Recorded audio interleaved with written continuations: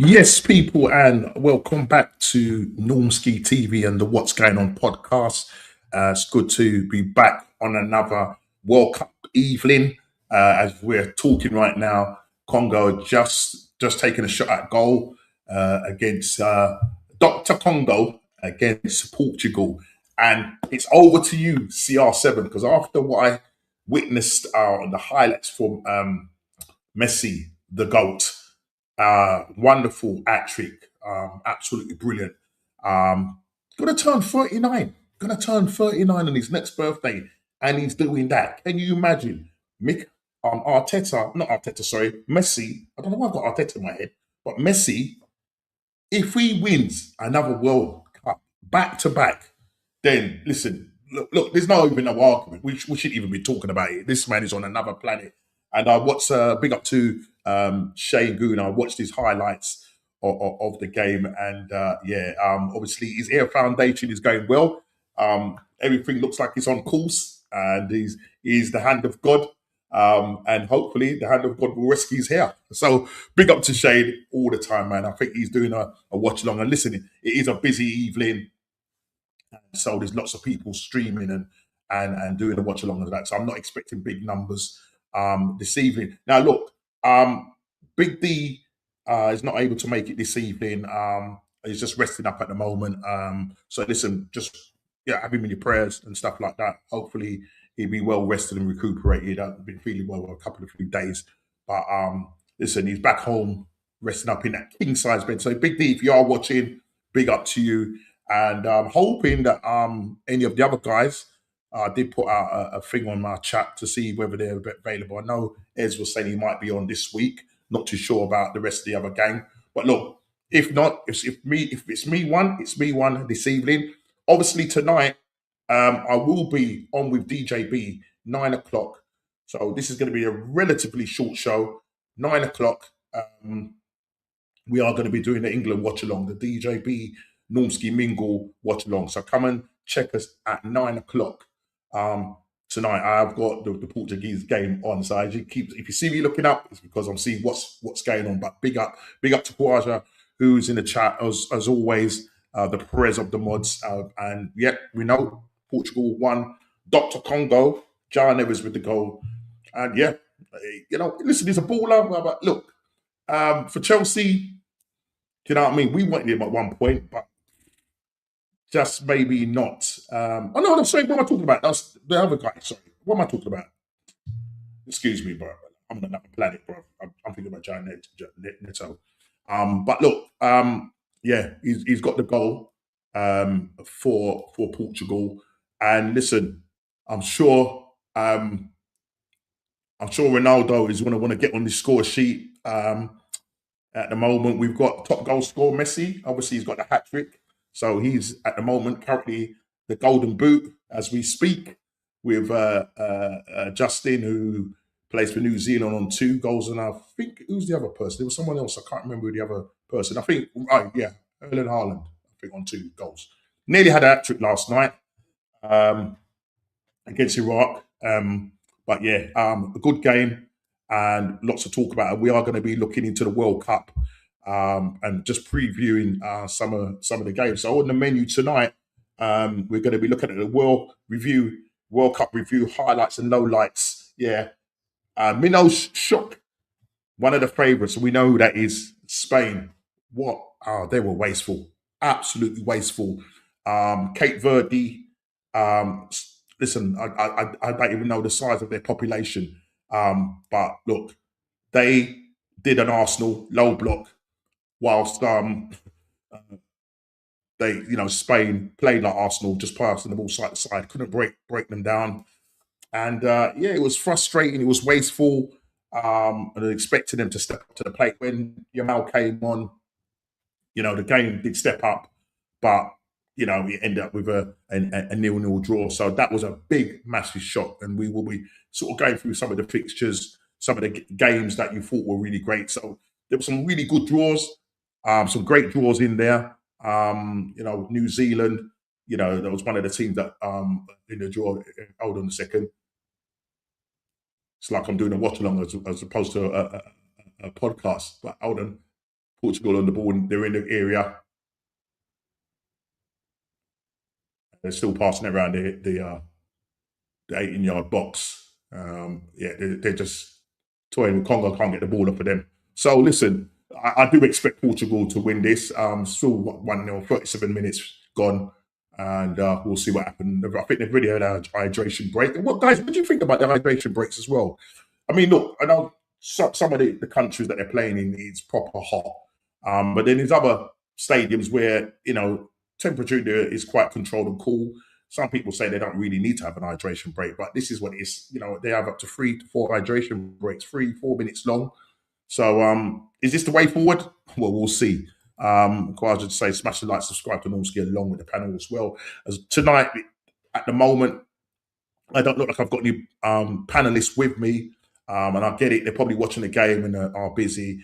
And look, I don't pay them, so when they do come on, I do respect their time, and time is of essence. You know what I mean. So it's quality and it's quantity as well. So they need to get that quality time in. But listen, big up to the people that are currently watching at the moment. And on the menu, as I said, transfer window now is officially open, people.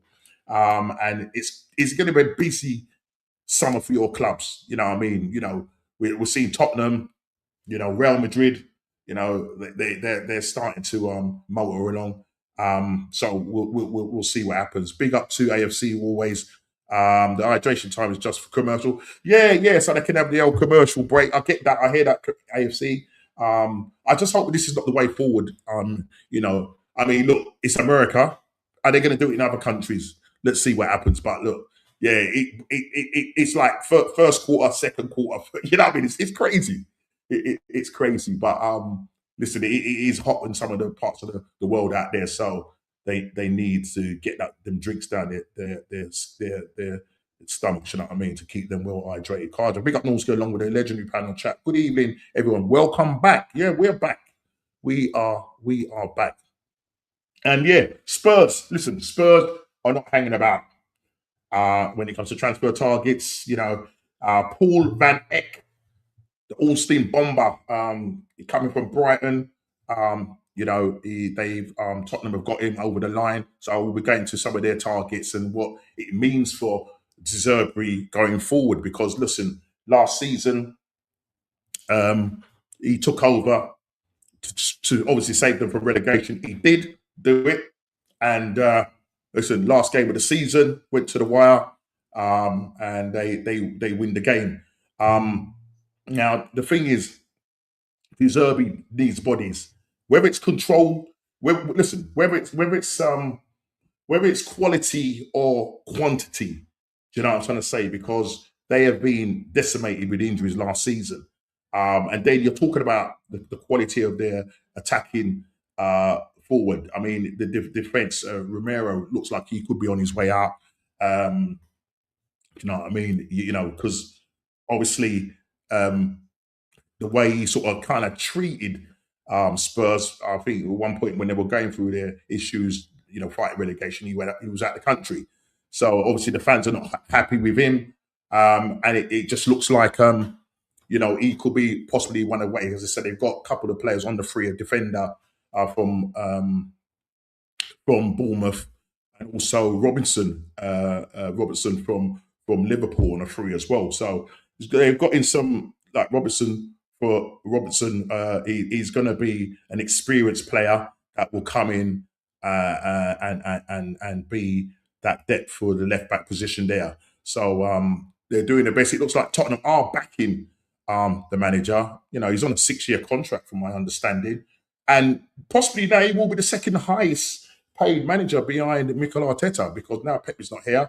It looks like he will be the second highest paid manager. So he has to make it work. Do you know what I'm trying to say? Big up, Leone. Good evening, and big up to you. As you can see, I'm on my lonesome, and we know, as I said, listen, just he needs rest up. He's in his king size bed, resting up. Big up to Leone. That's Big D's sister. Big up to you, always supporting the channel. So big up to you every time. And Kawaja, just putting in AFC always his YouTube channel. And listen, there's another one here. Saka. There's conversations post-match, pre-match conversations with Saka and his England duties, obviously before the Croatia game tonight. Saka willing to gamble on his fitness as he plays through the pain bearer. Bad news for club and country. Yes, and I think it will be bad news for club and country. I mean, in their warm-up game against Costa Rica, Nodi Madueke started over him because it's looking like they're going to have to manage Saka's fitness because he's been playing with this Achilles problem since picking up the injury against Man City. I don't know if it was that. I don't know if it was in the. I think it was in either in the finals or when they played away to Man City, and he missed after that game. He missed 7 games. So he's been playing through, the last season with injuries. Going into this World Cup, they have assessed him and said, "Look, Thomas Tuchel has assessed him and said, look, we have to manage him. He might not always start games or finish games. So look, how Noddy Madueke, after missing that open goal, going around the keeper against Costa Rica, how he's got in the England side, I don't know. What's happened to Jared Bowen? Listen, yeah, West Ham got relegated, but how on earth has Noddy Madueke got in over Jared Bowen? Now, people are going to say, look, he's playing for a champions side now. Champions of England, you will never sing that. Let me bring in Ez. He did promise he was going to be here, so we're bringing Mr. Money Ez. I'm not going to do Big D song. Yeah, that's all right. That's all right. What's going on, Normski? Big up. Thanks for coming in, man. Just listen. It's evening. You got the World Cup games going on in the evening, so it's proper content create. It's proper saturated. You know what I mean? Later on at 9 o'clock, I'm doing England watch along with DJB. So literally from here, grab something to eat and then jump on his channel to do the England watch along. So yeah, it's been great. So how you been doing? How's life? How's fatherhood and everything? Yeah, man. Not too bad, Normski. Not too bad, man. Fatherhood is something. I've had it quite lucky. I've been showing off that my son's been sleeping through the night for the last 2 months. But he's now at the stage where he decides he's going to be up at 2 a.m., 4 a.m., and 5, 6 a.m. So that free paper's gone now. I think I was too early with the celebrations. VAR came in. Yeah. I hear that, man. No, I hear that. I absolutely hear that, man. Sometimes you're thinking, oh, it's too good to be true. You know what I mean? And then, the guy goes, all that time I've given you now it's my time. I'm telling you, but he's doing all the right things, man. He's a perfect little boy. Yeah. Listen, as I said, Ez, we owe you. Listen, it'd be shame when if we don't turn up. That guy turns 18 and he's at university. So it will happen. I tell you that it will happen. Don't worry, man. We'll make it. So we definitely have to definitely link. But listen, how's the World Cup been for you? Have you been able to catch up with the games? I know you've been busy, doing the Fabrizio bombers and all-seen bombers and chucking it in our chat and everything. So I know you've been busy working on transfers and all of that stuff for that. But how's the World Cup been for you? You know what? It's been an interesting watch. I think it started spicy. I was worried it was going to start boring. Yeah. But that South Africa game obviously was controversial. It was a bit mad start. But I've noticed everyone's trying to play out the back. Everyone, no matter who it is, no matter what team, I've noticed everyone's scouting players at the World Cup. That's what clubs are probably doing, scouting players. But I'm actually surprised at the amount of draws there are. There's a lot of draws. Yeah, I mean, up until this point, I think there's around about 8 or 9 draws. Yeah, in the game, and we will kind of go over some of the games. Because a lot of the games I've maybe been able to watch about 5 or 6 games from start to finish. But then the other games, literally, I think we're at our 22nd game now. I think. Wow, that's quick. Like that. Or by the time England plays, it'll be 22 games played. And yet Group K and Group L. So I think Group K, Portugal are in, and obviously Group L is England. So obviously, as we speak, Portugal are 1-0 up against Dr. Congo. Some people would have called them. Listen. We'll talk about the goal. We'll talk about the goal because I don't know what your thoughts are between Messi and Ronaldo. But I said in my in my Insta post, over to you, CR7. Yeah, you know what a player. The guy's he's gonna turn 39 in his next birthday. The brother's gonna be 39. Can you imagine if Messi does win the World Cup back to back?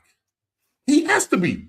I mean, there shouldn't even be an argument. I mean, people want to sort of compare the two. Listen, what Messi for me is just a natural. He makes things just look so easy. In his time playing for especially for Barcelona. You know what I mean? I know he had a bit of a rough time, over there in PSG. He's gone to America, playing out there well for Miami, and the Americans love him. And then to go and do that on American soil, absolutely fantastic. You know what I'm going to say? Yeah. So we will get into the game. So So first of all, we're going to look at this World Cup highs and lows, as Minos calls a shock, and we're talking about. So I just want to look at just sort of start just quickly. As you say, you mentioned about Mexico and South Africa, and it was a bit of a crazy one. Let me just find that and start sharing that. So listen, in Group A, as you see, Mexico sitting top, South Korea on 3 points, Chesnia on 0 points, and South Africa on 0 points. And the first game, obviously, that was played on the Thursday, Mexico 2, South Africa 0. And what the stadium for a start is, what a stadium! What a stadium, amazing. Mate. I'm seeing quite a good bit of kit in America, which I'm surprised because soccer's not soccer. Soccer isn't their top sport. Yeah, but they've really gone. They really have pushed the boat out. The stadium last night, the Dallas Stadium. Congo just scored. Scored. Yeah, and it's Wissa. Is it Wissa? Wissa. Yeah. Wagwan. CR7. CR7. Right? What are you talking about? Look at the Congo. Dr. Blues are in the house, brother. Wow, we look at that. Yeah. Let me see this on the replay. This is they scored that with actually in the fourth minute of injury time. Oh man! So I think when they kick off, they should blow up for half time.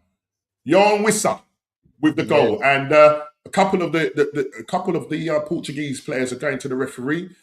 Ronaldo's just walking around like he owns the place, and you know what I mean? Let's have a look. Now he's on side, everything's cool. There's no issues there. Bad marking there. I don't know if you've seen it. No, I'm looking at it. The marking is not great at all. Okay. The marking is not great by Portugal. Wissa left in the space, nobody on him, jumps the highest, and bang, scores. From it wasn't even a set piece. It was like from open play across into the box, and nobody was marking him. Didn't expect that. I'm not gonna lie. Did not expect that. 1-1. You know what I'm trying to say. 1-1. Game on. So just quickly, the Mexico South Africa game. Is look, three red cards. Yeah. I think 2 were definitely the one that the South African, sorry, not the South African player, the Mexican player got. That should not have cut, because I think it should have been at best a yellow card. Yeah, and that's it. But this referee was doing well up until that point. Yeah. But you would have to say the slap in the face. You're not going to get away with that. And then obviously, it was the last man. Sito. I'll say his name. He had a bit of a shocker, and listen, it was that at the Aztec Arena opening game. They win the game, 2-0. Look, I mean, and then South Korea, they played the following day, and they win 2-1. And I mean, I like the look of South Korea. I mean, they look good. They look good. And you know what it is with, because in terms of like your dark horses, who have you got as your dark horse? I'm not going to ask you like for who you think is the favourites to win it, but dark horses. I I mentioned on, I think it was on a couple of shows, I mentioned South Korea as one of them, Mexico as another dark horse. And then going through the table, I'll say Morocco, Yeah, and I love yeah. their midfielder. That Badaway, is it Badaway? Oh yeah, yeah. Uh, Bonadi or yeah, something like that. but yeah, if I'm pronouncing it right, he was controlling the middle of that park. Very remnants of a Guendouzi, only Yeah, 18. yeah. You know what I mean? I think he plays for is it Lille? Is it Lille? Lille? Leo, yes, Yeah, yes. yeah, Lille. And apparently we've been looking at him since like last year, 2025. But obviously now other people sniffing around, and Yeah, his market value now, they're looking anywhere between 60 and 70 million euros.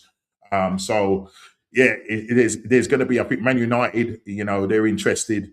Sniffing around him as well, because obviously now with Casemiro gone, now they're going to really need to bolster up their midfield. You know what I mean, and yeah, get legs in that midfield. But yeah, South Korea, like the look of South Korea, yeah, and I yeah, think in that yeah, group, Eds, yeah. I think it will probably be as it is. I think Mexico, South Korea, Chesnia probably ended up being third, and then it was going to be a case of the best 8.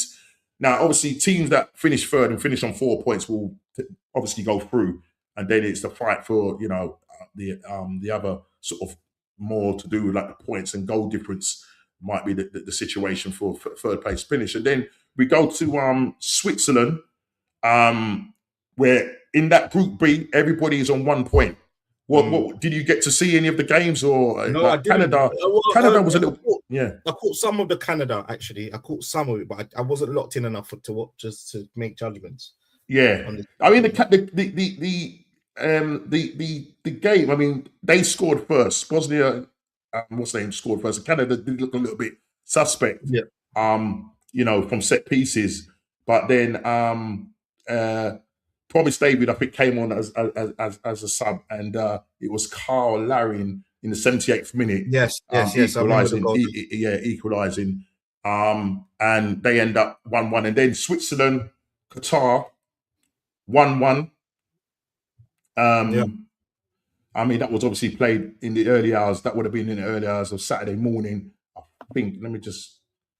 What time was? I can't remember what time that was played, but yeah, Qatar won, Switzerland won, and I think Switzerland scored first, and then there was an own goal, so it ended up being an own goal. But in that Group B, who do you think is finishing top? I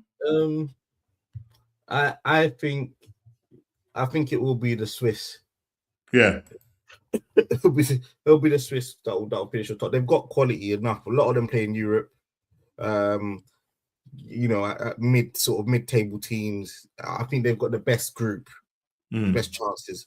But I wouldn't sleep on Bosnia though, just because they drew. Yeah. Wouldn't sleep on them. Canada's a funny one. I don't know what Canada's going to turn up. They've got a good coach in Marsh. Yeah. That Marsh guy. He used to manage. Who was the team that he managed in England? Leeds. He got sacked. Was it the Leeds? Was it Leeds? It was Leeds, wasn't it? Was it Leeds? Yeah, Leeds. That's right. Yeah. Canada. It's what's frustrating. They're just. I don't think they've got people up front that can sort of finish their dinner. That's and I think that's where the issues in terms of the attack. And then you go to Group C and Brazil against Morocco. And look, that game, Brazil, they were just giving the ball away. They just didn't look comfortable. Morocco was just literally biting at their ankles. Obviously Brazil end up scoring first. If my no, sorry, not Brazil, sorry. I can't even pronounce his name. Let's just see. Saberi in the 21st minute, and then Vinicius Jr. You don't get him on his right foot. Yeah. You can't let him go there. You don't get him on his right foot. But Brazil look vulnerable. They don't look good. They don't look. They just don't look cohesive. Yeah, they don't look cohesive enough. And when me and Big D did the the brackets prediction to see how far Brazil would go. And I think we had them getting to the quarterfinals and then knocking out England. But of that, judging of what I've seen from them, they don't look convincing. Look, they'll probably end up going through. I mean, look, Scotland. They get their result against Haiti, and they win 1-0. A goal by, I think it was McGinn, innit? McGinn got that goal, didn't he? Yeah, it was 1-0. I think it was a deflected goal. I think it will probably end up still being Brazil. Yeah, agreed. I think the problem is because Scotland have won their game. I think Scotland's next game is it against Morocco, and is Brazil against Haiti. I'm not sure the order, but if case being, I mean, Brazil will take apart Haiti. I'll be shocked if they don't get a result against Haiti. You know what I mean? But you don't want to be finishing second. That's the thing. You don't want to be finishing second. But I still tip Brazil to probably win their group, and maybe Scotland, because they've made a good start, to come second, and then Morocco to get into those last 8. Yes. Do you know what I mean? And then we go to Group D, USA. Yeah. Listen, they had to start off good because it's in their own backyard. And they win. I think they win that game. Was it 4-1 against Turkey? No, not Turkey. Was it Paraguay? Was it Paraguay? I'm sure it was Paraguay.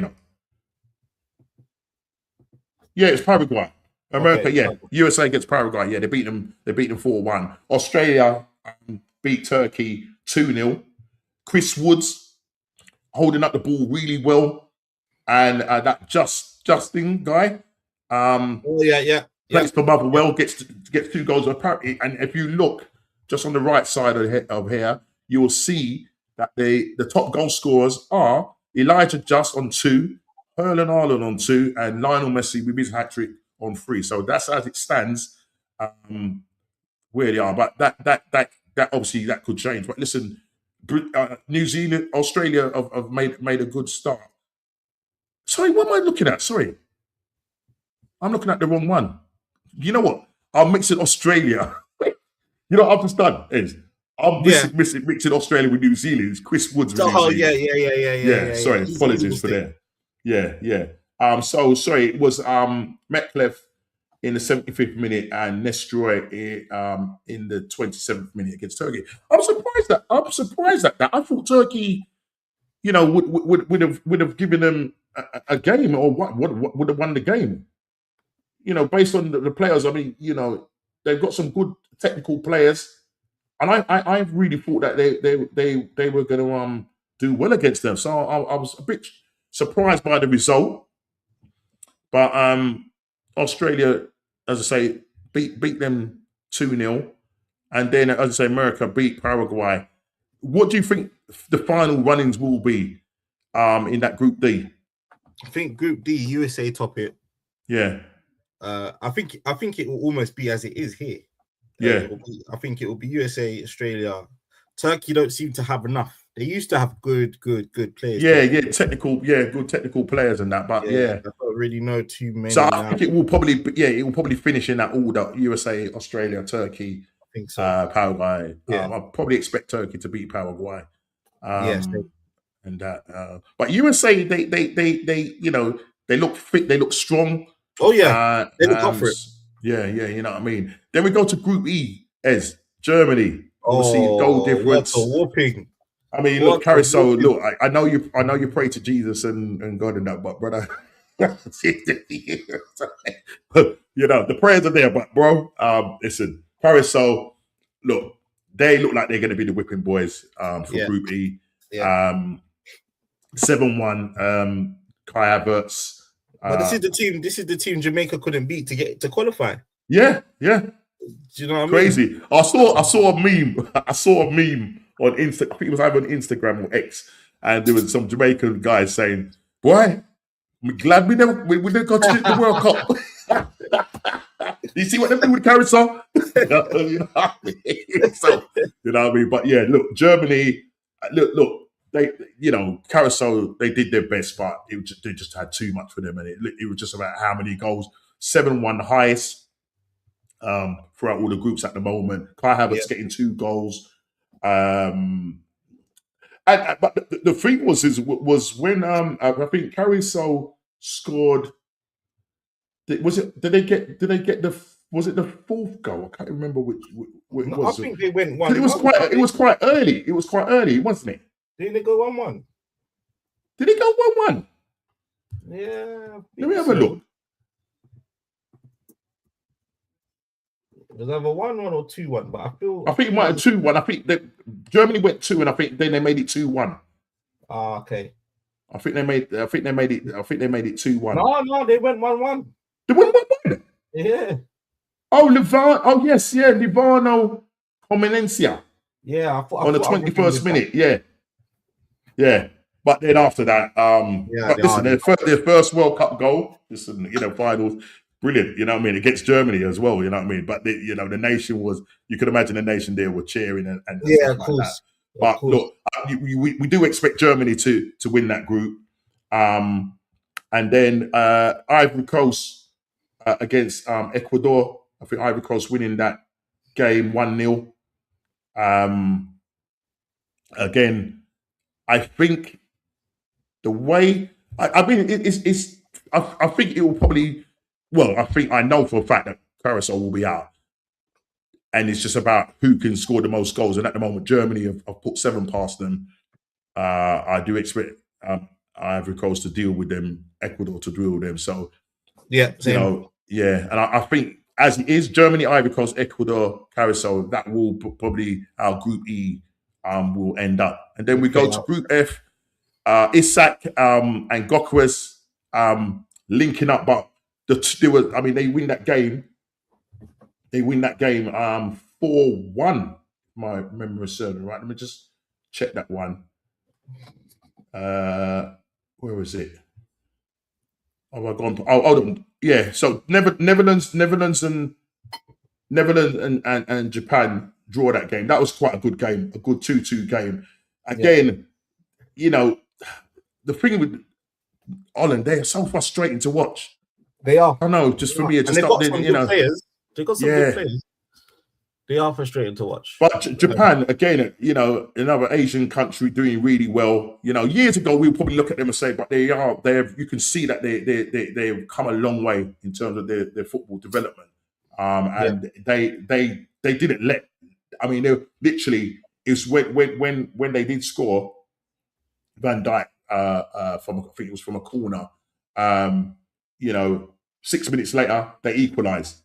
Then Somerville in the 64th minute, and then I think it was another. I'm sure it was another set piece from Kamada in the 89th minute, or if it wasn't a set piece, I can't remember if it was like a parry and then he got onto it. I can't remember because I said I was watching the highlights for that one, but that ended up as a 2-2 draw.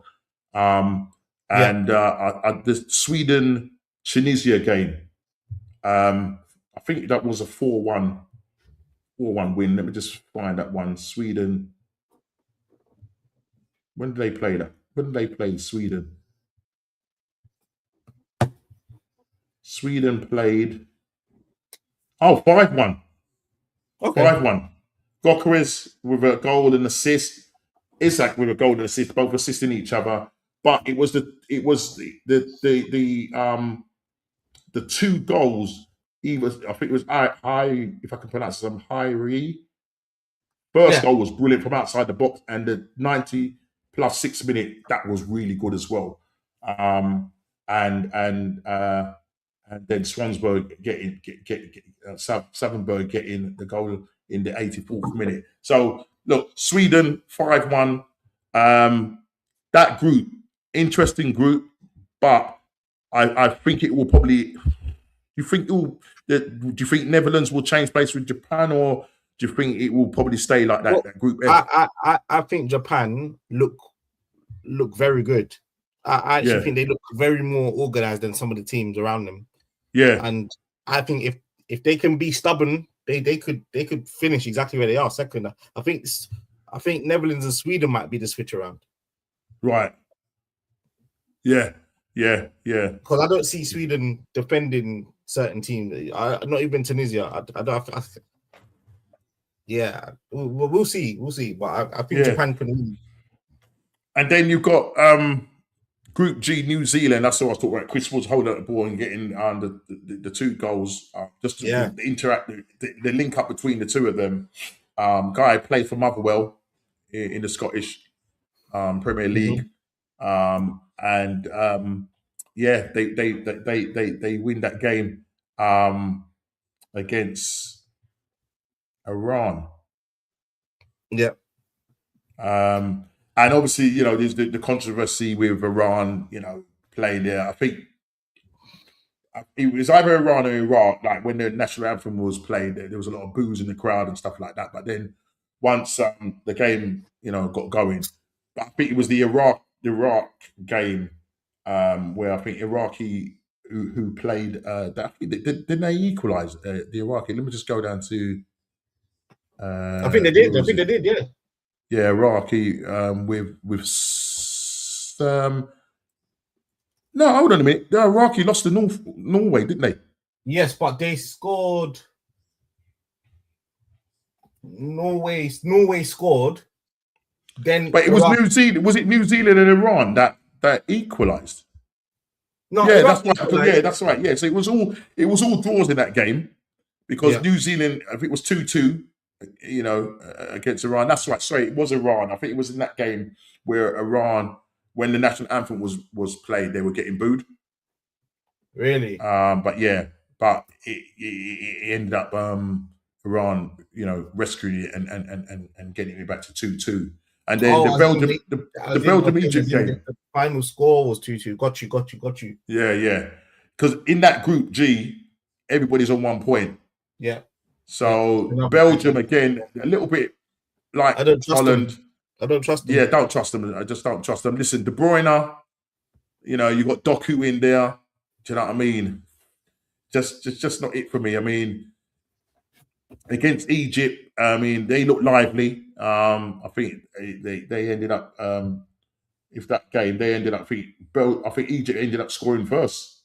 Yeah, I think it was quite a good goal by Ashar.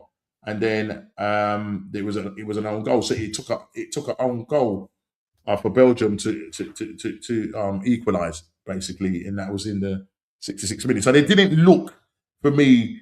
They didn't look, you know what I mean? Like they're gonna mount any kind of real challenge in there. So I think that group, who ends up the top? I don't know. That's a toss up. It's hard to know who's going to finish third. Yeah, exactly. That group was going to be interesting. Not going to lie, that group was going to be interesting. Let me just quickly go back to the chat. Yeah, big up to the Assemble freaks, everyone. Khawaja, we were just seeing that 1-1. The Assemble, Man United players, who's captain for Blue is the problem. No legs yet. Casemiro, he can't start that next game. He just can't start that next game. He just hasn't got the legs. CR7 is washed. Having a stinker today. Listen, nowhere near. Big up DJB, man. We will be on with DJB later on tonight for the watch along. As I say, lots of people are at the moment doing watch alongs now, and it is what it is. So I'm not too what's the name about the numbers. I just thought let's get the show going. And obviously Big D's not in the house. JP, but listen, obviously Big D's resting up and recuperating, and that's what he needs. Do you know what I mean? Hopefully he'll be in there watching. Yeah, man. Big up Norms, thank you. Inconsistent. If you're new to the chat, I've not seen you in here, but if you're not, please subscribe to the channel and hit that like button whilst you're doing that, as I say. Just quickly just going back. And then we go to Group H, Uruguay, Saudi Arabia, Spain. As I said, that Spain-Cape Verde game. Listen, you know what? Talking about that Spain, I mean, listen, what's the name of as the cheek? Let me stop sharing a second. Where is he? This is what Rodri said after the game. What a cheek, right? He said the positive thing is that they didn't create anything for us. They play like that in the end and don't even get past the midfield. I mean, what are you doing? It's a sour comment. It's a sour, absolutely sour comment, mate. You know, you didn't play well yourself. Do you know what I'm sort of saying? And you know, Spain, who's won it back in 2010. Do you know what I mean? And they're one of the favourites, but they just didn't play like they're one of the favourites. You know what I mean? I mean, I think it's going to be France, Argentina. Argentina is going to probably be up there, and dare I say, do you think? I wonder if England will be there. That's the question, because they will be playing later on this evening at 9 o'clock. So we'll see what happens. But yeah, cheek of it. I thought, you know what? Get out of here, man. You know what I'm saying? Yeah, they just didn't. They just didn't. For me, they just didn't. They just didn't perform at all. And I was very. It was a proper, absolute bore draw. To be perfectly honest, I just was not impressed once at all. And then Saudi Arabia, Uruguay, that I believe ended as a draw as well. So everybody in that Group H, all on 1 point. I do expect Spain to maybe top the group. Yeah, Uruguay, Saudi Arabia, and Cape Verde in that order. But big up to Cape Verde. I think that was their first World Cup goal. So big up to them. And obviously Norway, we know Haaland. I'll tell you one thing though, right? I saw Odegaard in that game. I don't know if you saw that game. Odegaard was anonymous. He got subbed yet again. Captain got subbed yet again. Was not good enough. Was not good enough in that side. You saw Haaland there. I mean, the goal, typical striker's goal. He's on the end of it. Lovely cross from their winger. He's on the end of it and puts it in the back of the net. And then I don't know what they were doing for the second goal, because the ball was played back to the goalkeeper. And he's just like, I don't know if they should have played it back to the goalkeeper, but it literally just ricocheted off of Haaland. And it goes into the back of the net, and then you can't do this against the big boys. This is what I'm talking about. Everyone's trying to play. Everyone, you have to play to your strengths. It's the World Cup. This is not club football. And I mean, this is the question. You did say at the start of the conversation, right, Ed, about the style of play. Do you see any team out there? Because it's the World Cup, so you look up. Hold on a minute. You look at Brazil, for argument's sake. I think they've just got too many Europe in terms of their style. The flair has gone from them, and it's just that kind of side to side. Yeah, it's not exciting off the. They're not playing off the cuff. The football that we saw back in the day. 2002 when Brazil won it. You saw some great. I mean, listen, it's 24 years since they won a World Cup. I don't see them winning anything this season. And when you look at the talent that they've got, I mean, Neymar is sort of trying to get himself back to fitness. I don't think he got picked for the side though. We like to call him R. Well, we don't call him R9 because he ain't R9. Chile's striker from Tottenham. I don't think he even got picked. I don't think he got picked for the side. But they just don't look. Vinicius Junior is their only real stand-up person there that can turn a game on its head. But other than that, they look slow in midfield, cumbersome with Casemiro in there. This is why I think I'm not hoping not offending anyone, but I'm saying they should only be, if you're from that country, you can only coach that country. You can only coach if you're from that country. I don't think there's any reason why an Italian should be coaching Brazilians. I just don't think so. Because goal just being ruled out. Oh, who scored? Portugal, but it looks like the linesman put his flag up. Yeah, I think. Hold on, are they going to look? I think he's saying, hold on a minute. The referee said, oh yes, it's offside. Whoa, that's tight. That is tight. Are they going to give it? No, he's told to play on. I thought VAR would have looked at that. That is tight. They've got the automated offside. Yeah, it must have just flagged up straight away. But bro, I mean, yeah, he's just said play on.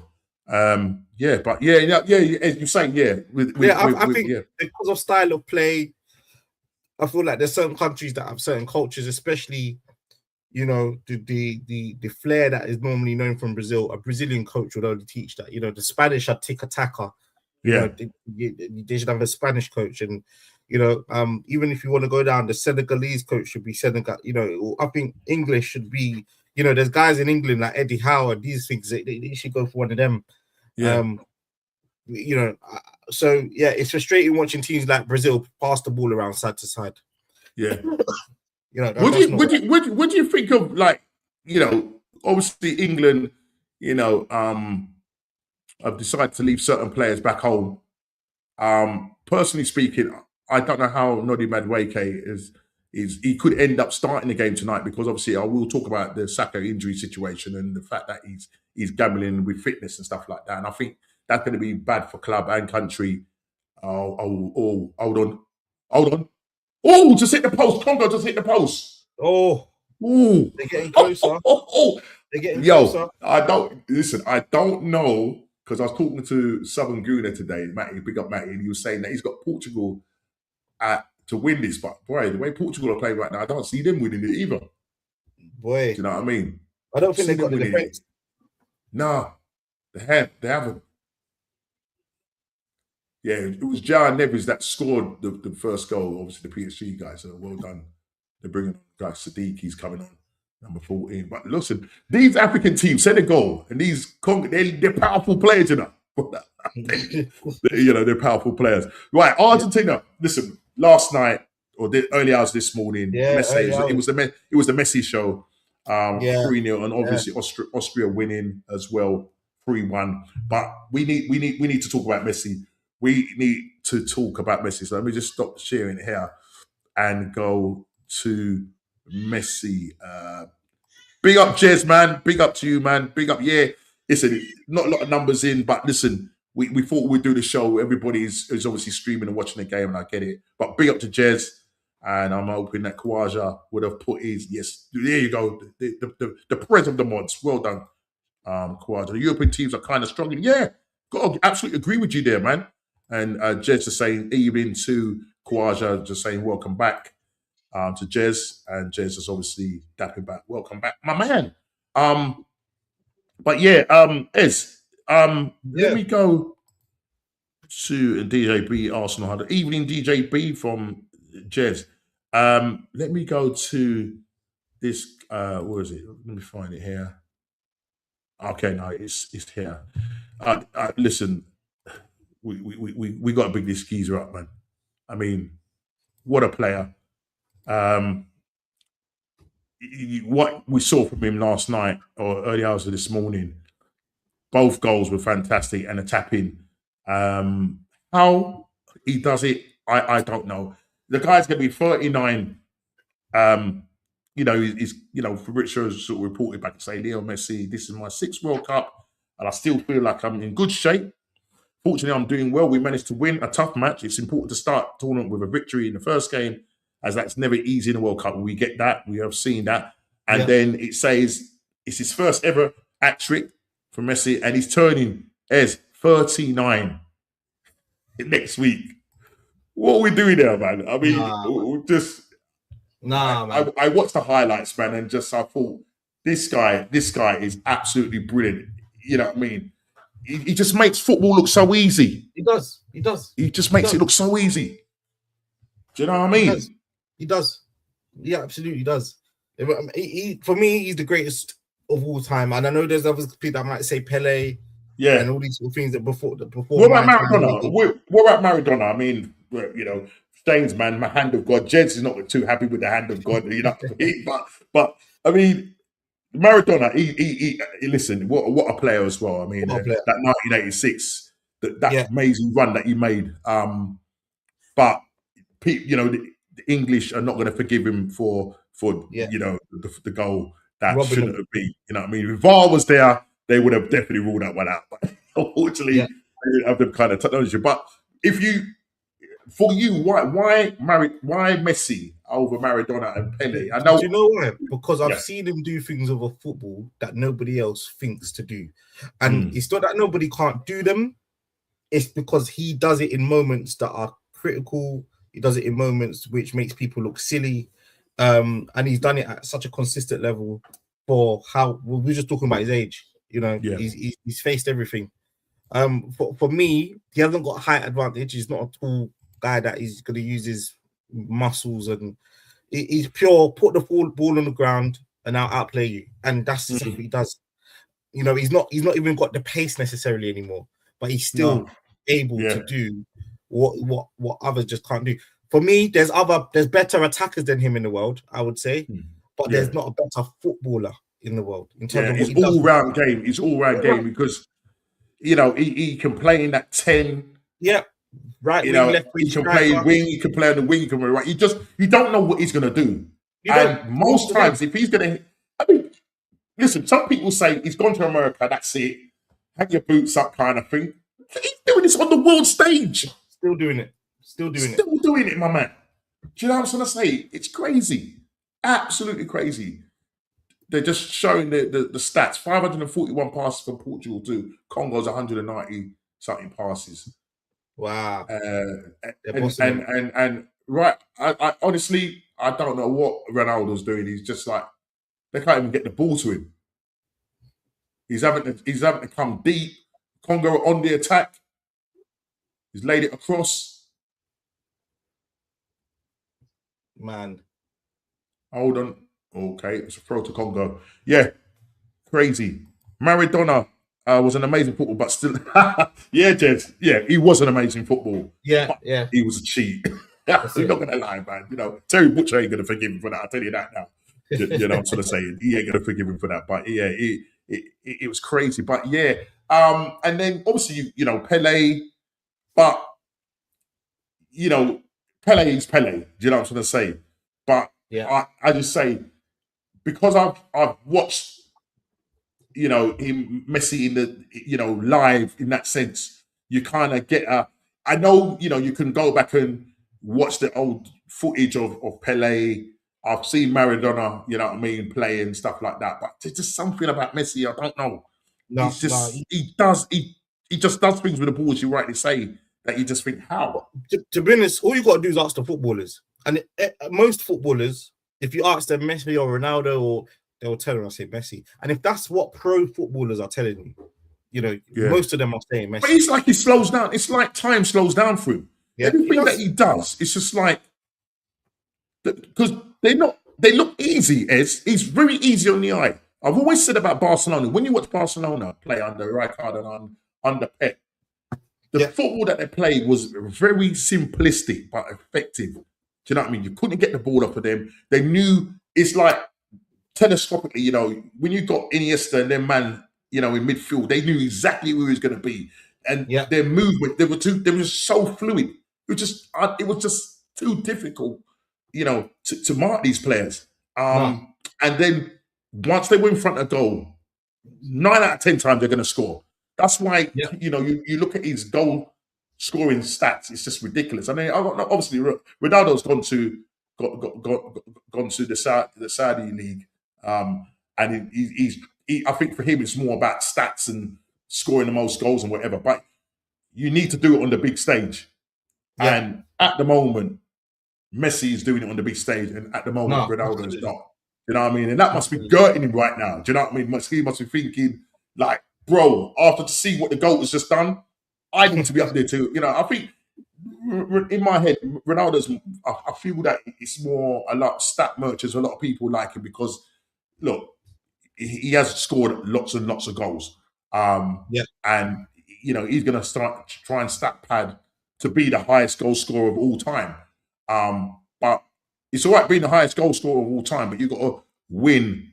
And he's won stuff. We can't say he hasn't won stuff. He's won the Euros. He's won multiple titles with different clubs and stuff like that. But he would love to win a World Cup with Portugal. And I think if he was to win the World Cup with Portugal, does that change your mind? Not really. It's just that. It's just enough. I think for him, it's I think the way I look at Ronaldo, it's just like another box that's ticked for him. Yeah. Whereas with Messi, he doesn't really care. It's just almost like a little, little school kid. Just I don't care. I just go and play and enjoy myself. That's how I see it. I think with Ronaldo, it's kind of more forced and I've got to get hold on.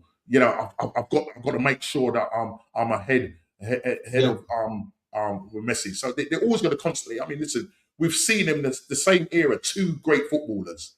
But for me, Messi, personally speaking, Messi wins it hands down. Agreed. Big up Norski Prime, Michelangelo. Have you ever seen him play football? Listen, back in the day, man. That's what I'm trying to say. Listen, different class. You know what I'm trying to say? Different class. Oh, what's he doing there? Yeah.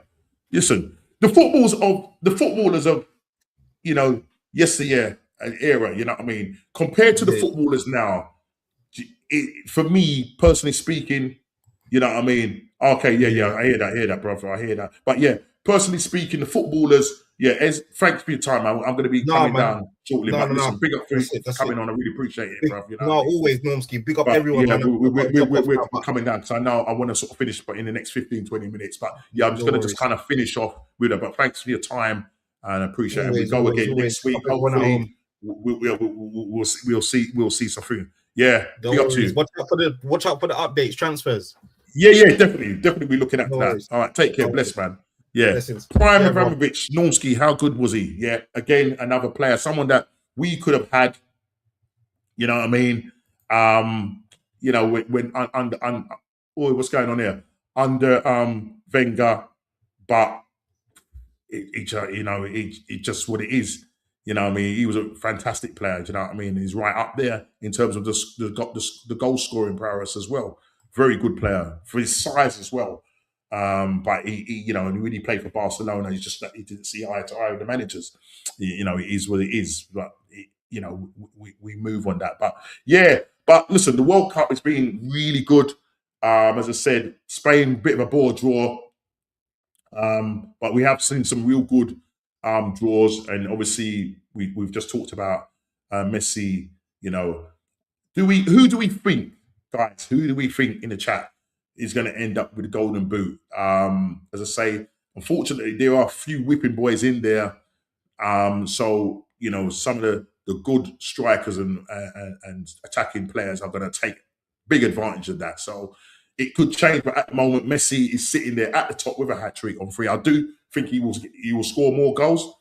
So I'm edging my bet that it will probably be Messi that probably comes out with the Golden Boot. Will he go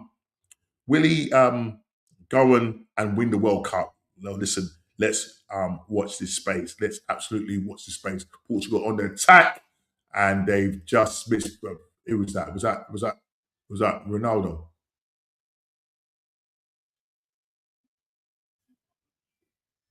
I think he just. Oh no, it was. Oh, it was Ronaldo. It's like he butted his toe into the ground, and it's just gone past the post. So yeah. Lionel Messi for Argentina. Yeah. I'll agree with that, Jez. I do think Messi will definitely take that Golden Boot title. What a player he is, you know what I mean, and really looking forward to more.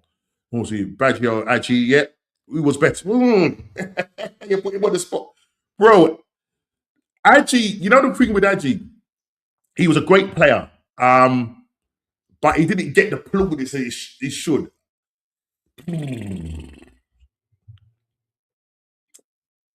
I will probably go with Aji. I will probably go with Aji. I will probably go with him. They're both good, great players, but I'll probably go with Aji. Definitely. Right, let's just quickly move on. Right. Obviously, transfer window is now fully open, lads. And listen, is different clubs going to be doing business? And we're seeing the likes of Real Madrid, who have just signed Bernard Silva and agrees a 2-year deal with Real Madrid. And He's left Man City. He was linked with Barcelona, but Mourinho's got his hands on him. And listen, when you look and look at the players that Real Madrid are signing or potentially going to sign, it doesn't look like Mourinho's is messing about. I'm just looking at some of the potential players that could be coming in. You know, you've got Konate, who's obviously going to look like he's going to go on a free from Liverpool once his contract expires. You've got Denzel Dumfries, who again a right back. So I don't know what's going to be the situation. What's going to happen with Trent there? Listen, obviously Trent is missing out. You know, Jez is going with Baggio. Okay, you know what I mean. You know, listen, both great players, but listen, you know, and Jez, the players of yesteryear compared to the players now. Can you imagine the sort of price tags that these? Can you imagine the sort of price tags that these players will be going for compared to? The nonsense is when you look at the transfer window in England and you look at the overpriced midfielders, the likes of Tonali, Walton, you know, Anderson, Krupi, all of these guys, you know, it's that British tax and Morgan Gibbs White, you know, all of these players that are, you know, Morgan Rogers, you know what I mean, Aston Villa, you know, are they going to let him go for less than 80 million? I doubt it. They're going to be saying, well, look, that player's going for that player's going for that. And if we are linked with Morgan Rogers, I would love him to play as an attacking eight and not as a left side winger. But we know if he comes to Arsenal, he's probably going to end up playing on that left-hand side. So we have to wait and see. At the moment, Viv Richards, what a batsman, what a player. My wife's favourite. She went to see him live at the Oval, and what a player. What a player. This guy, between him and Botham, you know what I mean? They were always at each other. Between him and Botham, you know what I mean? But Viv Richards, what a batsman. He was just so cool. And I remember back in the day, guys, like when West Indies used to come over to England and Gordon Greenwich, you know, you like he'd be at the crease, you know, with his partner and he'd be there for hours. You'd go out shopping, come back. My dad used to love cricket. Yeah. He would, you know what I mean? It was hard for me when I wanted to watch football as a young kid. He always had, if it wasn't cricket, it was wrestling. Yeah. So it was a tough upbringing for me to watch the football. But he was into his wrestling, God rest his soul. And he was into his cricket. He loved cricket. And listen, he could bowl. I remember, like, this is like in the 70s. I remember 70s or 80s, and I remember the dads came out and they played cricket down in Southeast London. And for me, you know, my dad could bowl and he could bat as well. He could bowl and he could bat as well. Do you know what I was going to say? Big up Guna. I say Guna Rican. It's Rican Football TV now. I must remember. And the fact that all this time, I didn't know you lived in England. All this time I thought you was in America, man. You ain't lost that accent, but big up to your retirement. Yeah, you said you're going to school me up. You said you're going to school me up on the American sports, man. I don't watch it as much as I should, but I know you're going to school me up on that. You know what I mean? A big up to you, and thank you, Khawaja, for putting in Rican Football TV. Please go and subscribe to him doing bits on that channel. Clive Lloyd, great captain, good batsman. I thought, yeah, he was absolutely brilliant. Fantastic. I mean, the cricket teams of the 70s, they were fantastic. You know what I mean? And you know, when you saw them up against those test matches and you know those long summers. You know what I mean? Absolutely brilliant. And Rican TV just saying thanks, Khawaja. Norms, I'm still a Guna Rican. Love the channel. Okay, Norms. I'm still Guna Rican. Love the channel's changing. Right, okay, so forgive me. So it's Rican Football TV, but Guna Rican. Yeah, so yeah, I hear that, man. Put on the shades. Big up to you. I've not seen you here, but if you're new to the channel, please subscribe to the channel. Listen, there are lots of people streaming right now. I will be on with DJ B later on tonight at 9 o'clock where we'll be doing an England watch along. So come and join us over there after this show, I will be going to go and some chicken and rice, and then we're going to do the England-Croatia game. And what a game that's going to be. Looking forward to that game in the Dallas. I think that's going to be in the Dallas Stadium. Right. Are they going to score? Ooh.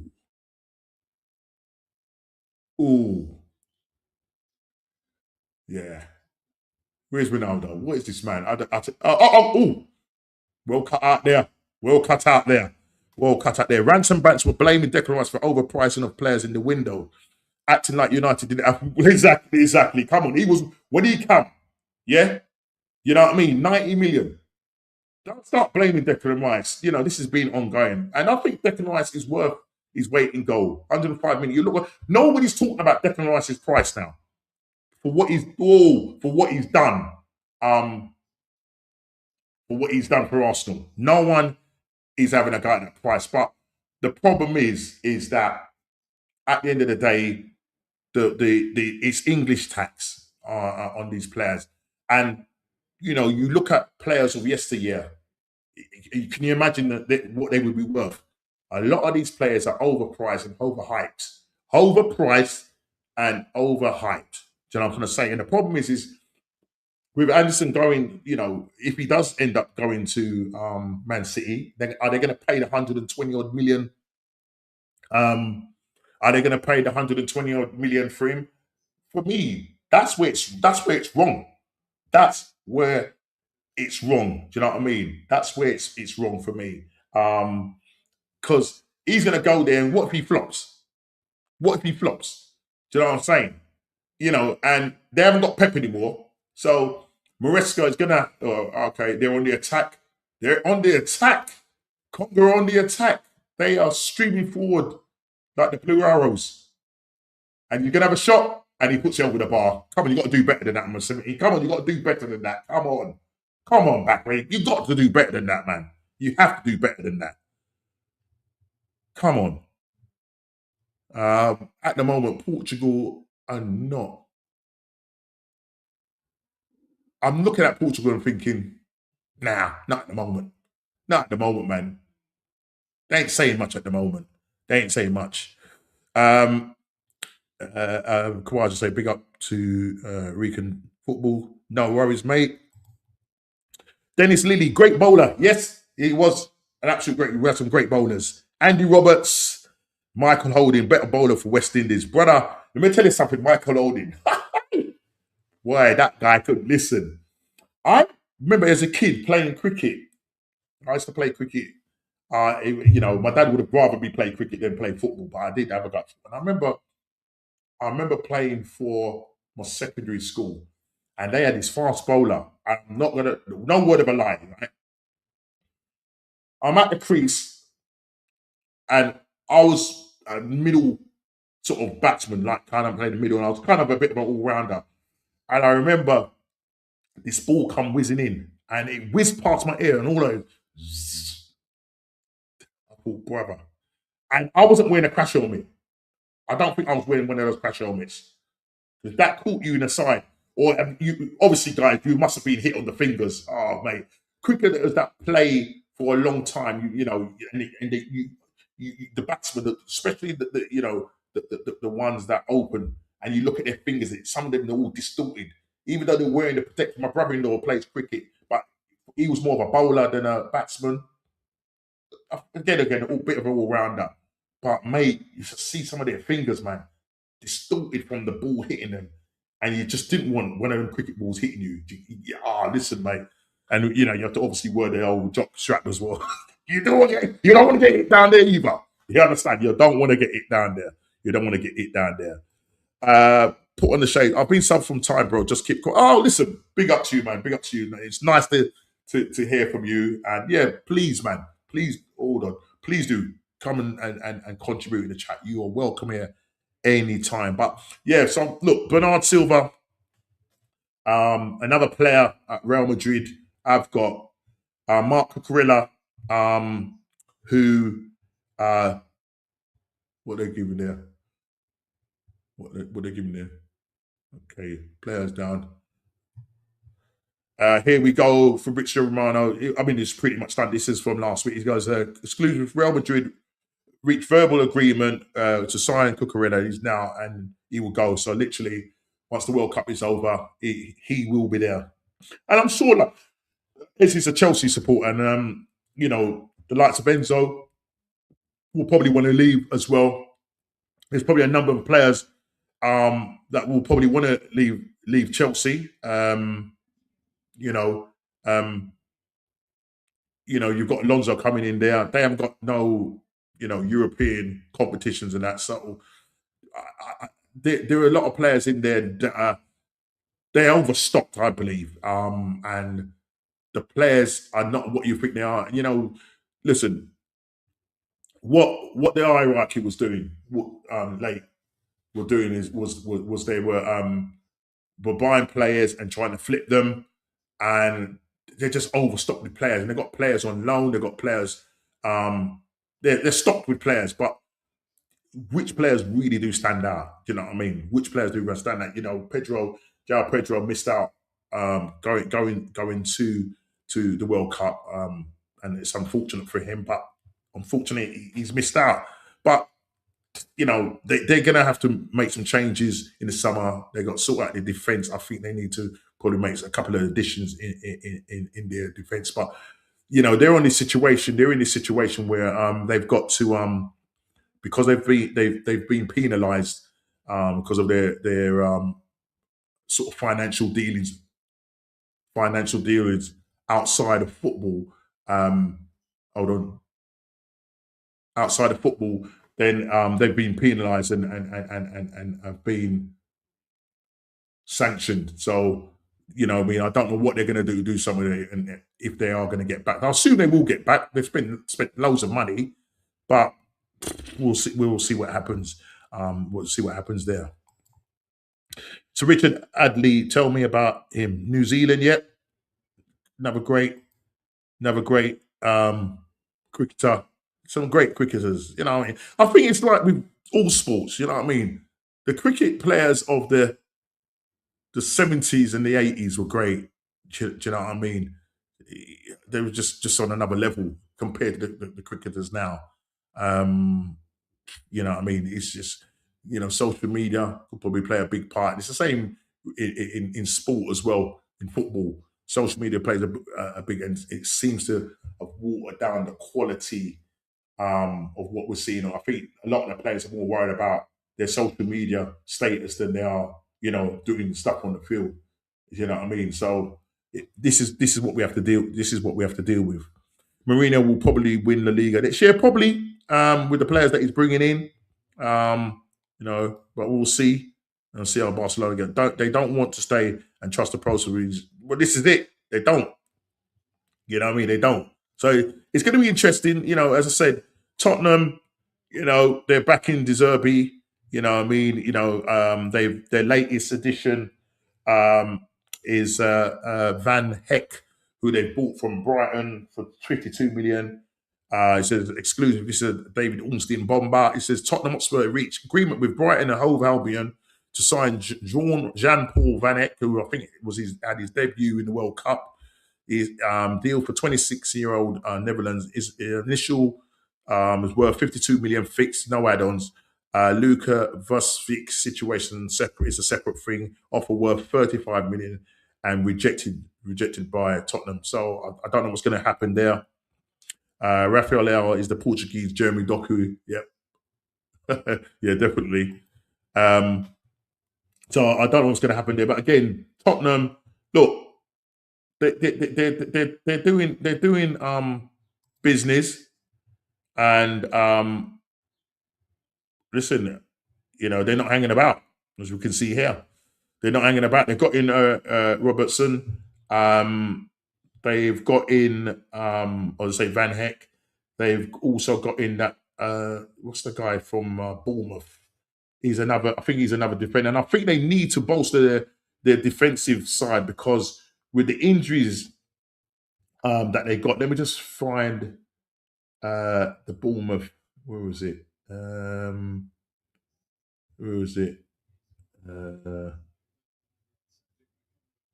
Which one is it? This one here, I think it is. They linked with Savio from from Man City. You know what I mean? As a possibility, they've been linked with him. But Robertson has gone there on a free.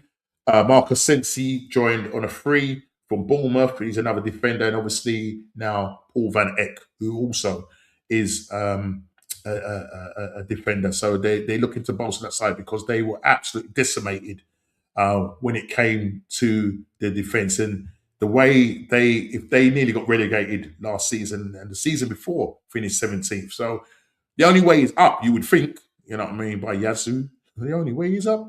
Yeah, by Yazoo. And then we don't know the song. And then obviously the likes of Romero, who I think will probably end up going, because I think, he disrespected the club. The fans were happy with him when they were going through their struggles. I think he ended up going back to his homeland whilst they were struggling, and the fans were not happy about that. So it looks like Spurs are not hanging about, in terms of their targets. I do think they need to sort out the midfield and the attack, because you look at Kulusevski. I mean, bruv, I don't know where that guy is and if he's ever going to play for Tottenham. He's so injury prone at the moment. You know what I'm saying? If I was a good player, why would I go to? Well, this is it. They're linked with Tonali. Will he go there? You know what I mean? That's another thing. You know what I mean? We're linked with him. I mean, if you look at the players that Arsenal are linked with, potential players that could sign for Arsenal. You start off with this player who absolutely performed well against this player who absolutely performed well. Hold on a second.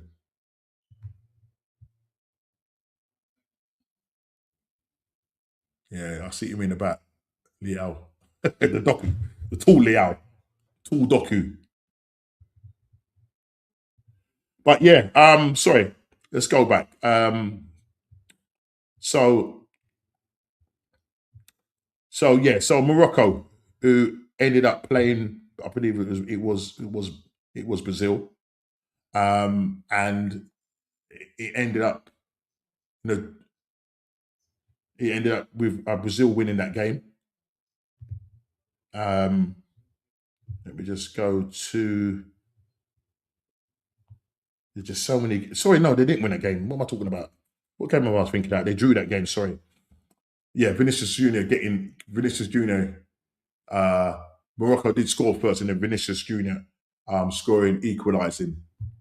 But this Badouer guy, if I can pronounce his name, plays for Lille.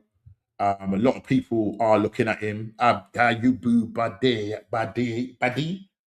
18-year-old Moroccan who has become a priority target after a breakout performance against Brazil, and they're looking at around about 75 million euros. There's obviously other teams looking at him. Man United are looking at him. Liverpool, do you know what I'm sort of saying? So there's a number of players very reminiscent of a Guendouzi in terms of his style of play. I've not watched him much. You saw little highlight reels of him and that, but obviously watched him against Brazil, and he was literally picking up the ball, laying it off, and was running the show. The legs that this guy has got on him, do you know what I'm trying to say? And, making those late runs into the box, but mostly laying the ball off and linking up play. And I thought, what a great player. And he would be a good addition. But hold on. Are they going to pay? I mean, listen, the price now is going to be hiked up. Lille are going to look at that and go, yeah, you want him? You can have him for 75, 80 million euros. Do you know what I mean? Are Arsenal going to take a punt on a youngster, that age? Or are they going to be looking at Boo Hadi? Okay, thank you for the pronouncing. Some of these these pronunciations. Right? If we break it down, it's Boo Hadi. Boo Hadi. So that's how you pronounce it. Boo Hadi. There you go. Thank you for that, Guna Rican, man. I appreciate that. So look, yeah, he's a player that we're linked with. Obviously, Sandro Tonali, we're linked with him as well. But they're talking 100 million, and a lot of these targets for various clubs in the Premier League, they're all going for 100 million or more, and that's just ridiculous, just overpriced and overhyped as far as I'm concerned. Now, look, Morgan Rogers is potentially a player that we are looking at, and the rumours have it, because a done deal is not a done deal until I see that man wearing an Arsenal shirt. So we can talk about that.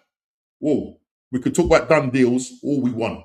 Until I see them in an Arsenal shirt, then it's a done deal.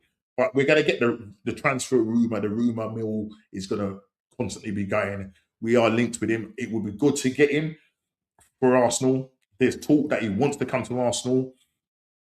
But the problem is I want to see him in that attacking eight. You know, he can play as attacker left in eight. He can play out the wing, but I prefer him more as a central. That, you know, when we played against him, against Aston Villa, he's just been phenomenal, and he can score goals from outside the box. Powerful player, strong, and we need that kind of player, because like Zubimendi, when I look at Zubimendi, I look at his demeanour. He looks homesick. Personally speaking, when I see him, he looks homesick, and the guy cannot. When I look at the way he plays, especially with his back to goal, he's not press resistant. Do you know what I'm trying to say? Plays the ball sideways a lot, slows it down. The guy's played over 3,000 minutes. Now you've got Norgard, who apparently was a sensible buy. He's probably going to be on his way out. You know what I mean? Why didn't we play him? You know, you've got Declan Rice, who's been running to the ground. We will come on to that as a sort of the last sort of part in our conversation on this thing, is that you're playing these guys and running them physically into the ground, and they're suffering. They're on World Cup duties. They are playing with injuries and stuff like that. So we need to get in good quality, top quality players that can come in, because when you think about it, there's a yellow card. When you think about it, once this World Cup finishes end of July, do you know what I mean? A lot of these players are going to be rested, so they're not going to go and do pre-season. They're going to be rested. Some of them are going to be coming back. Possibly will need to have surgery, minor surgeries, maybe major surgery. We just don't know. And we know the fixtures are coming out on Friday for the Premier League. We don't want to be ended up getting a tougher away game, or even a tough home game. Do you know what I mean? We need to be probably playing one of the teams that are coming up, and preferably playing them at home. But look, it's not going to be easy, because all the teams in the Premier League will be strengthening. You can bet your bottom dollar they will be strengthening. The market at the moment is slow, and this is because of the World Cup. You've got a lot of players out there that are showcasing and that, and whilst they're still in the tournament, they're not going to really be thinking about that. And then you're going to get the speculation: are they going to go and do their medical somewhere in America or whatever? Do you know what I mean? There's things that they can do to get the deals over the line, but it's really going to start to probably pick up probably around about July. And obviously you're going to have teams, Premier League teams, that are going to be going on their pre-season and stuff like that. So for Arsenal, it's not good. And I will come on to the old issue with Saka and the whole thing about gambling on his fitness for England, and also for his country. So listen, looks a good potential, but 75, 80 million euros, it's a lot of money. Do you know what I'm trying to say? We linked with Alex Scott from Bournemouth. Again, he's going to be up there in terms of pricing and stuff like that. But we do need players. We do need players. You got we was linked with that player from Club Bruges, Christos Tzalis, is reported to be 34.5 million. And this deal has been explored. He's 24 years old, and he's got an impressive record. But mind you, he's the Belgian league, 17 goals and 23 assists. Look, we said the same thing about with Victor Gokres, scoring all those goals for Sporting Lisbon. As soon as he comes to Arsenal, totally different player. Unfortunately, our attacking players, when Arteta gets hold of them, it's a different kettle of fish. He's good with them when it comes to defensive stuff, but we have to let the reins off of these players. We have to get in quality players for a start. We've got to make sure that our style of football changes next season for us to be effective, because teams will work us out. With all the new rule coming in with the timing for taking throw-ons, they're going to be looking at what we do in the box in terms of corners. If a foul is committed before the ball is in play, they will go back to it. So all of these things will affect Arsenal. So we need to change our game. We need to be more attacking. We need to be more fluid, and we need to be not going in. Listen, go and punish the team. Go and put 2-3 past them. Then you can play a controlled football. But every time we watch Arsenal last season, yes, I'm great. We're champions of England. Nobody's going to sing that. Yeah, not quite Europe at the moment, but we're champions of England. Nobody's going to sing that. But why would I be sitting with my fingers, nails, my fingers in my mouth, hoping that we get it over the line? That is the problem. That is the problem. Portugal ends up 1-1. It's just come up there, and thanks for that Kouaja, 1-1. Not good enough. Ronaldo, absolutely poor. Jao Neves with the goal in the 6th minute, and Wissa with the goal in the 45th minute plus injury time. So not a good result for Portugal. They are classes. Vitinha, listen, they've got the likes of Vitinha, Jao Neves. Look, they'll probably end up winning their group, but that was not a good performance. I'm sorry, not a good performance. Out of the overpriced you mentioned, as far as the Premier is concerned, I'll take Rodgers. Yeah, I'll take him. I'll take him. Because that guy is really injured. And I think we need to bolster that midfield. You know, if it means Zubimendi starting off the bench, then he starts off the bench. Do you know what I'm trying to say? We ain't going to get rid of the likes of Havertz. He looks like he's going to be around. Gyökeres will be around. I saw rumours. I don't know where I saw this. If it was on Twitter or whatever, about talk of a swap deal. If anybody could confirm that, is that just transfer rumours about a swap deal between Victor Gyökeres and Alvarez? I don't know how true that is, but if somebody can confirm if that's the case, I did see something sort of popped up on my timeline, but I didn't bother sort of look into it. So there was something about some swap deal between Victor Gyökeres, and I'm sure it was Alvarez, but I might be wrong. Dr. Congo robbed Terry Flu's title. Yep, you know that, bro. That's Shane's favourite person. You know what I mean? And that's it. You keep going in on him, my brother. Rican Football TV says, I need Arthur to actually rotate because of our star players. Yeah, we have to. Rican, we have to. We can't go into next season playing these guys into the ground. I'm sorry, we cannot. And hence why, obviously, Saka's fitness gamble, not good for club or country. And as you well know, Saka did an interview with Aiters or whoever it was in the pre-match, and basically he had this to say. He says, this is his quote. He says, "I don't want to say anything that goes against the manager. Between Mikel and the medical team and the England medical team, they have managed me amazingly. I'm feeling better than I have felt than in the last few months." And this is Saka when asked about his fitness level. And there was another thing that he said. Where was it? I had the quote here somewhere. Is it this one here? Where was it? I think it was here.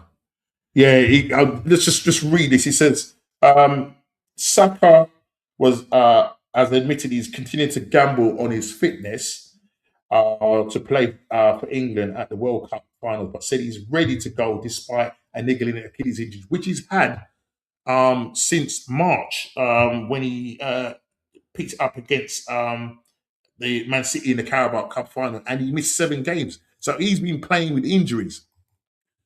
Yeah, saw something about 50 million swap deal for Alvarez. Just talk. Yeah, that's what I'm just saying. You see, surely we can't be dumping. No, I think he needs another season, but I think we need to.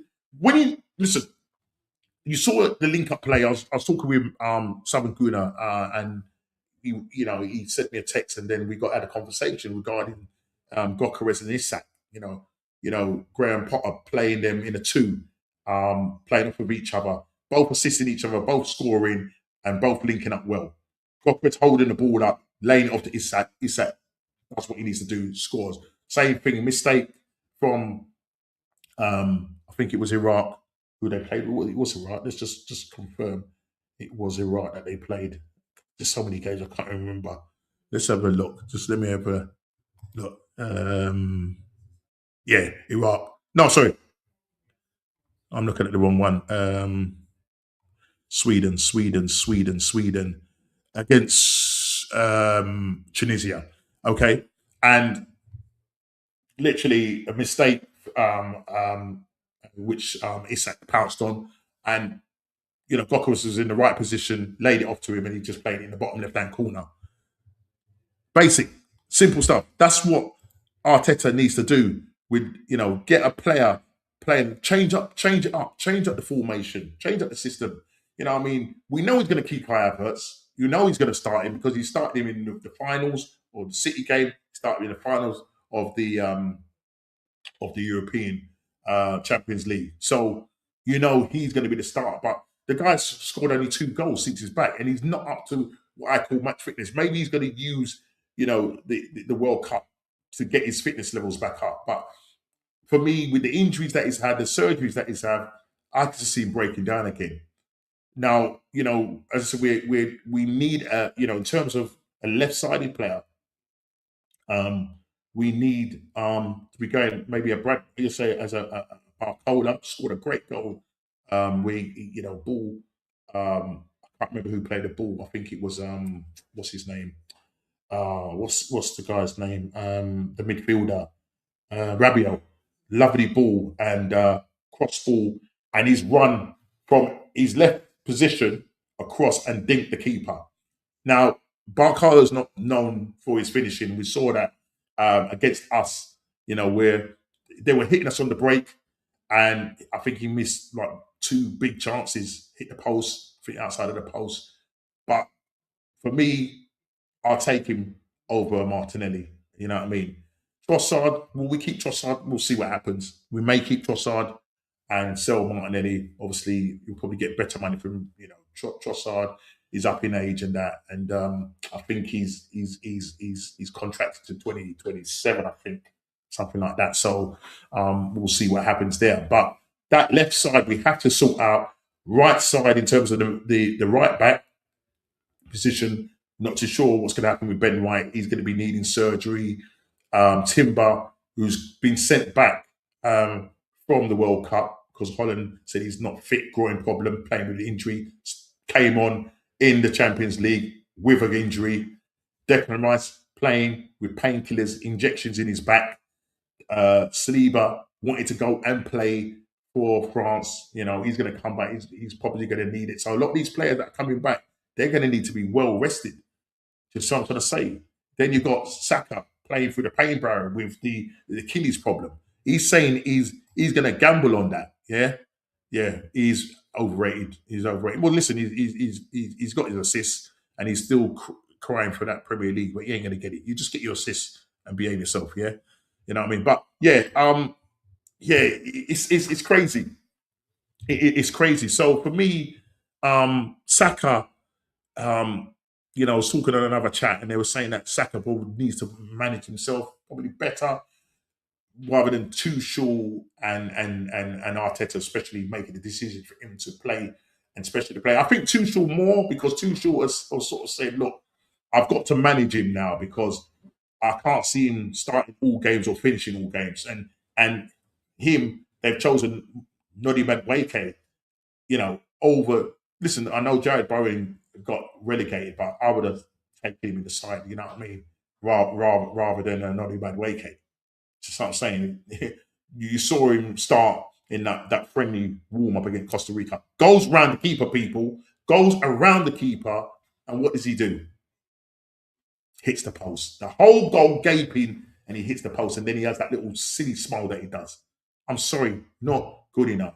So if you're looking at areas of the field that we need to, Kepa, I think Shane made a point that maybe just go for our next keeper. That rather is it what's his name? I forget his name. Sexton, Sexton, or I can't remember his name, but you know what I'm talking about. Go and get him and promote him to second. Rather than going buying a £20 million goalkeeper that's only going to play second fiddle to Raya. because Raya will keep that number one spot. What we need to go and do is go and get a experienced keeper, but maybe pay a couple of million for him. Do you know what I mean? Or a keeper that maybe is going to kind of come on a free, but someone that's experienced and that can play the cup games. Maybe. I don't see him playing any of the Champions League games because that's going to be Raya's spot. Do you know what I'm trying to say? So the keeper situation, we'll see what happens there. But right back, we need to sort out. We ain't gonna. It looks like even when Murray is coming back, I think he's going to end up being sold. I think in terms of the midfield, with what Miles Lewis Skelly has done in the last few games, it looks like maybe they're not going to go out and spend. Well, I say that. I think we need to go and get Morgan Rogers, but the problem is going to get Morgan Rogers and play him on the left is, for me, wasting talent there outside there. You know what I mean? Play him in his best position. Play Deckers in the 6. I don't know what's going to happen with the Zubimendi. I don't know what's going to happen. Put on the shade says, I think it's time to... Yeah, because he just can't play more than 2-3 games. Do you know what I'm trying to say? So we're going to see what happens there. We'll see what Berta does. Big up, Junior, man. What you saying, man? Yes, it's a quiet evening. Obviously, looking to go on DJB's show for the watch along, the England watch along. Looking forward to that. And so, guys, please come on along over to watch us tonight as we dissect and watch England hopefully beat Croatia. Who, listen, in terms of the results against Croatia, listen, England lost to them in 2018. And they've been in 3 finals. Obviously, 1966, which they won the World Cup, obviously, and then the 2020 where they went out to Croatia and not to Croatia, to Italy on penalties, and they lost to Spain in 2024. So you know what I mean. They have got a decent record. I think they've won 6 games against Croatia, drawing 3. And losing 2. So obviously the Wally with the Brolly going out and not I think it was 2007, 2000, I think it was 2007, 2008 where we didn't qualify for the World Cup. So he ended up getting sacked. So he should, the Wally, as I say, with the Brolly. Move on Odegaard and have a rotation between Rodgers and I'd keep it if we keep it. I think. Listen, you saw the performance of Odegaard last night. You saw the performance of Odegaard last night, and I'm telling you, guys, he's not good enough. He's a fraudster. I'm sorry. Getting hooked yet again, he's not good enough. Yeah?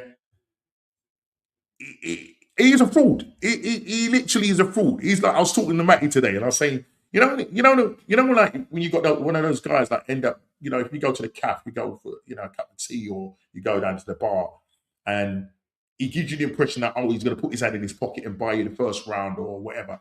But what he does, he pretends that he's going to do it, but he lets everybody jump in front of him.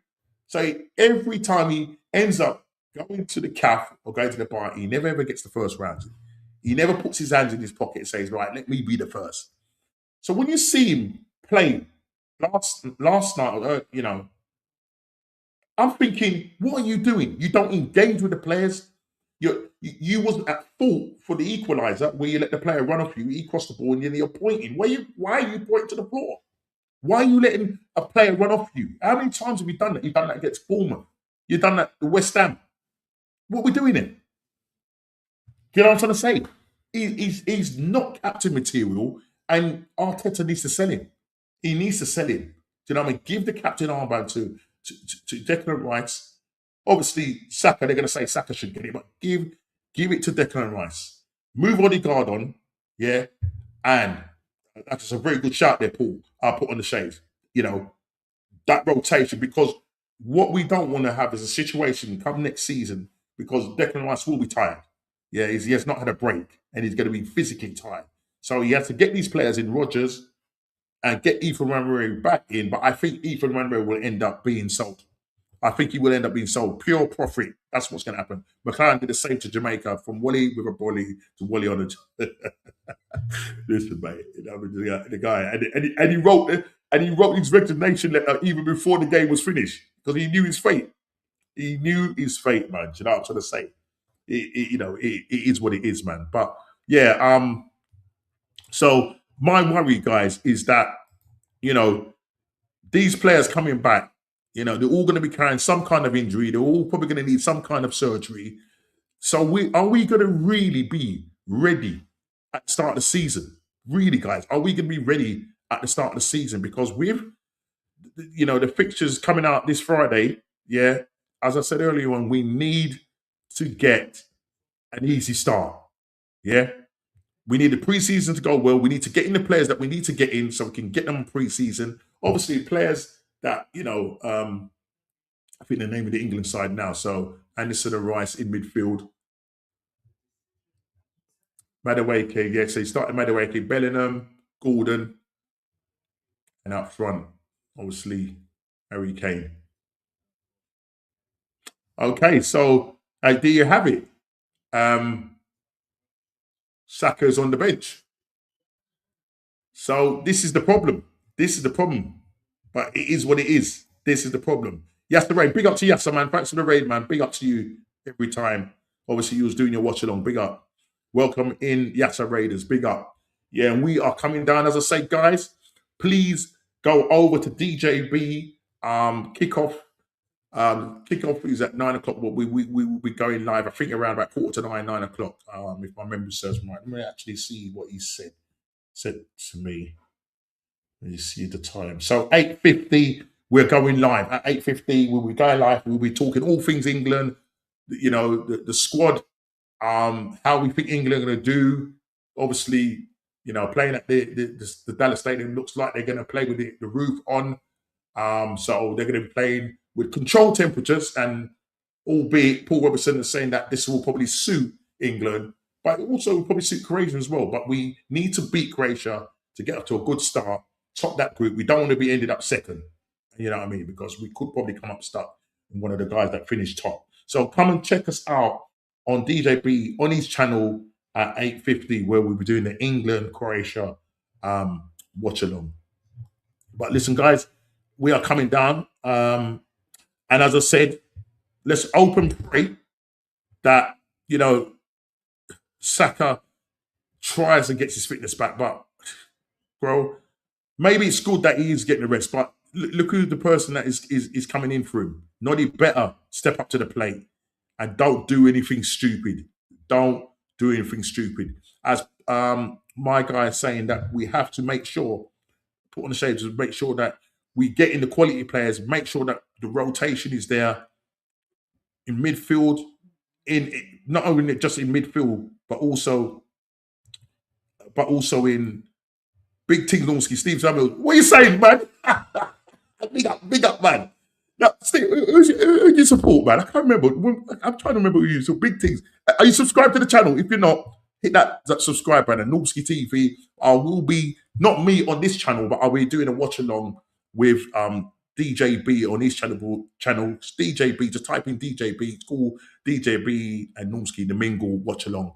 And that will be kicking off at 8:50. But I'm going to go and yam some chicken and rice before I do that. But big up to Steve, man, every time. Come and subscribe to the channel. Who do you support, Steve, man? I can't remember who you support, man. The Dallas Stadium is crazy. Apparently, you can fit the statue of wow inside there and you'll still have 15 foot of space. That is crazy.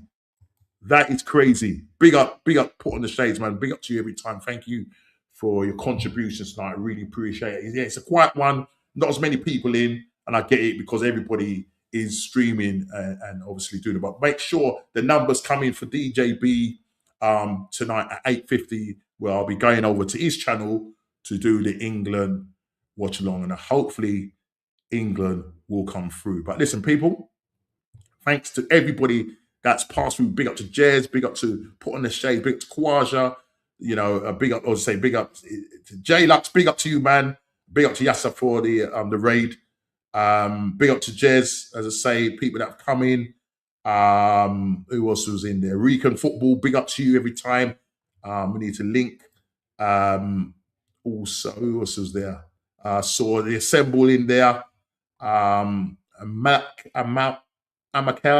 big up to you. Lovely cricket talk. That's great. Nostalgia time. You know what I'm trying to say? So I'm just going through. Big up to Inconsistent Tinio. Big up to you. If you haven't subscribed to the channel, please do subscribe. Big up to Leonie. Listen, Big D's not in the house tonight, but listen, he's resting up, recuperating. Needs the rest and everything. So big up to him. Hopefully he will be watching or we'll catch up on the show. So everybody in the chat, before you go, just put in there a prayer emoji for Big D, just saying get well soon. And not only get well soon, enjoy that king size bed. So put it in the chat before you leave. Get well soon and enjoy that king size bed. Do you know what I'm trying to say? But listen, we are gonna move or put it in the comments later on. But it'd be nice to put it in the live comments. I really appreciate that. But big up to everybody that's tuned in this evening, and I will be now going to go and get some food. Yeah, big up to you, Steve, man. True Vine streaming service. Big up to you. Yeah, I'll be going to go and get some food, and then I'll be out of here. But listen, it's been a great show. Yeah, thanks, Junior. Get well soon, Big D. It's been a great show, and listen, we're out here. Listen, take care. Don't forget to like, subscribe to the channel, and I'll see you on the next What's Going On podcast, which will be next week, 6:30. Hopefully, we have a few more people on, and we'll be rejoicing over England winning this evening, and anything else that happens in terms of transfers coming in. Hopefully, Arsenal would have tried to sign somebody. Real Madrid are doing their things. Spurs are doing their things. It is a bit quiet, but I'm sure it will lift off as soon as that first big signing happens over here in England. But listen, take care. God bless. And I'll see you on the next What's Going On podcast later.